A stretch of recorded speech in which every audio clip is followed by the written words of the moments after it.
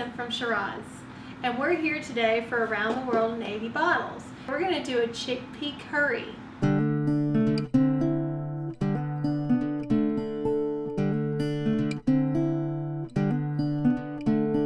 So before we move over to the stove, I just want to tell you what we're cooking today. We're going to start off with some garlic and some onions, of course, and some oil. And then we're going to do some ginger and mustard seed and chili pepper along with our garam masala. Now, garam masala is a curry base.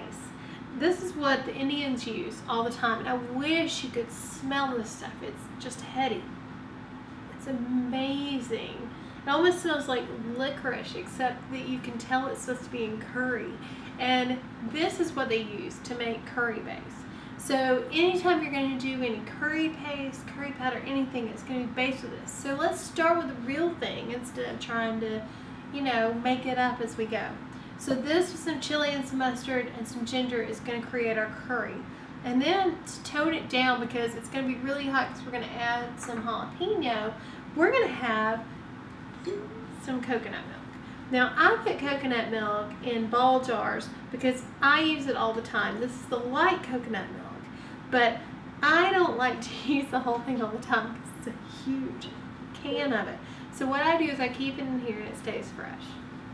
Then we've got our vegetables to make the rest of the curry. So we've got our chickpeas, because of course it's chickpea curry, and then we've got some green peas and some green peppers and some portobello mushrooms. So that's going to create our entire flavor profile for our curry. So you want a large non-stick pan for this project. I actually took my wok because it's my largest, but it doesn't mean you have to have a wok. And what you want to do is take your oil, I use canola oil, and heat it to about medium. And then we want to add your onions and your garlic and your ginger. I just want to get that on a good heat. Mix it up. Oh my gosh, you can smell it already. Can y'all smell this? Hold on. The ginger really adds something there. So what we want to do is do a little quick stir fry on that. Oh my goodness. I love this dish because every time you add something, you want to eat it again. I mean, it just smells so good the whole way through. So we want to do that. You just give it a couple minutes till the onions turn translucent.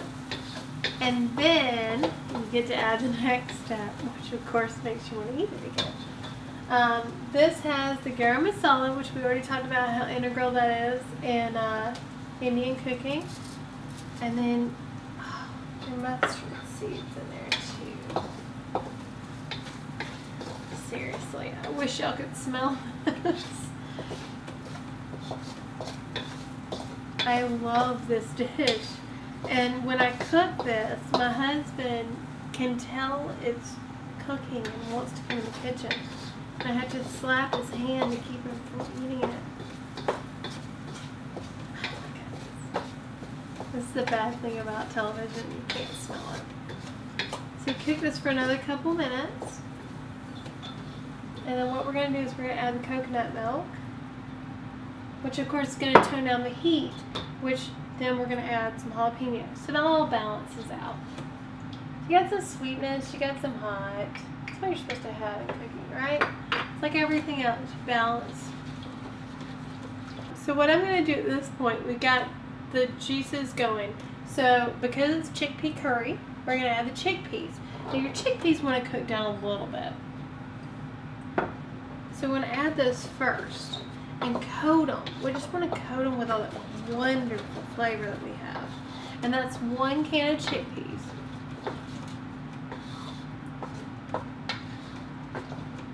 So we just want to coat those. And then keep the temperature at medium. And we want to get that where it's got a little bit more softness to it. And then we're going to start adding other flavors. So we've got our chickpeas in here. We've got it on medium heat, so it's going to a good little simmer. And then we're going to add our green peppers. And this is half a pepper, as you know, some ingredients. There's our half a pepper, and we want to stir that in along with our portobello mushrooms. Now, if you don't like mushrooms, you can leave them out, but I happen to love mushrooms, so I couldn't imagine having this without them. And then we've also got some green peas. So I think this makes a great vegetarian dish. I don't care if you want to eat vegetarian or not. You really don't need meat. Now, if you really want to have meat with this, you can start off, instead of adding oil, you can do a little bit of ground beef, ground pork, something like that, and use those juices as your oil. But honestly, I've served this for people who are not vegetarian, and they've never, ever noticed that there wasn't meat on the table. And what we have for that curry is just going to cover everything. It's the perfect amount of juice. So, we're going to coat that up. And I'm going to leave this on simmer. So I'm going to turn this down about medium-low. And I'm going to let this just sit. Because for good curry, you want the flavor to really just envelop the food that it's in. So we're going to leave this alone for a little bit. And we're going to come back to it about half an hour. And it's going to be perfect to serve.